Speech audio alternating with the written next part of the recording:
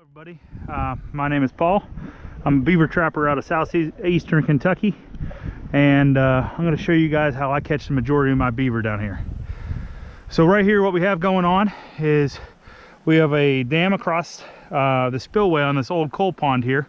We got the hut right over there. We got two logging trails. You can see a whole bunch of white sticks here.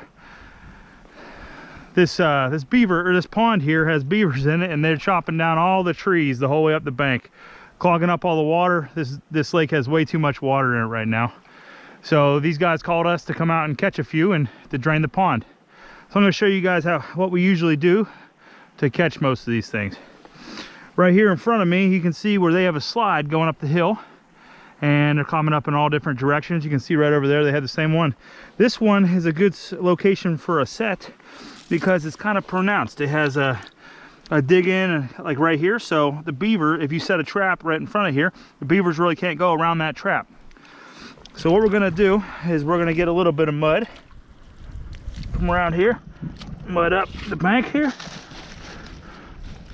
just like this. Do that, and what this does is it symbolizes another beaver marking its territory. This is how beavers mark the territory. They have a gland in their backside. They come over, it's called castor. They'll squat on top of that, spray a little castor on it, and they'll mark their territory. So what I'm trying to do here is make this slide, make me a little mud pie castor mound on this active slide, and then get my stakes. We have pre-cut oak stakes here, and my trap. This is a Belial 330 trap. This is 100% the type of trap that I use to trap all beavers with. We really don't use too many footholds. These things work and they kill them almost instantly. You don't got to set up any drowners or anything. So I'm going to press down on this trap. I already have the safety latches on to release most of the tension. Grab it by the jaws. Don't let go because this thing can hurt you. Let's see, get the hairs and the trigger all good, stuck in there. As you can see, that thing's ready to go. The beavers climb through this trap and it releases the jaws. These jaws meet in the middle here on both sides, hit them in the back of the head and the spine, and usually dispatch them pretty quickly. So what we're going to do is I always set my 330s with the trigger down and the hairs up. So what we're going to do is we're going to set it in this little slide right here.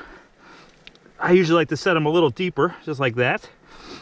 And I'll take my safety latches off if it's nice and stable. Get my sticks, press them in there. Good. Come on. Well, hitting a rock there.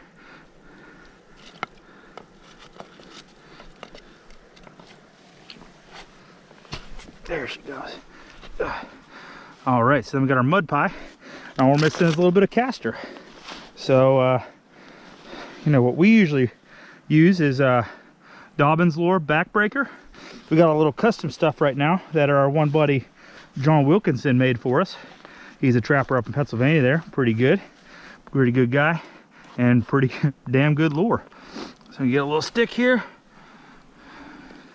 scoop a little of that out of there, put it on top. It smells real sweet and musky. They can smell that from a few hundred yards away, I'd say. And they'll come down here thinking another beaver's marking on our territory. They'll come back, and the only way up there is to go right through that trap. They'll stick their head in there, trap will close down on them, and we aircraft cable all our traps off to T-bars above the bank. So as you can see, I got maybe about 10 foot of aircraft cable and a T-bar right there. So that's what we do. Beaver swims into it, and bam, there's the end of your beaver problems. Thank you for watching my tutorial of how to trap a beaver. If you guys have any questions, leave them in the comments below.